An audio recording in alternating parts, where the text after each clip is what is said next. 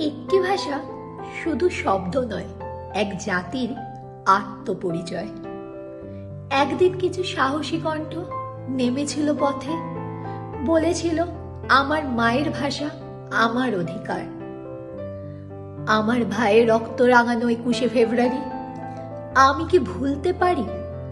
সেই কালো রাতে ঝরেছিল প্রাণ শুধু মাতৃভাষার দাবিতে। তাদের কণ্ঠরোধ করতে চেয়েছিল বুলেট, কিন্তু ইতিহাস থামেনি। সালাম, বরকত, রফিদ, জব্বর, তোমাদের রক্ত বৃথা যায়নি।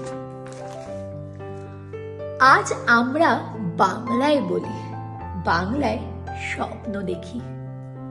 বাংলা আমাদের প্রাণ, আমাদের অহংকার।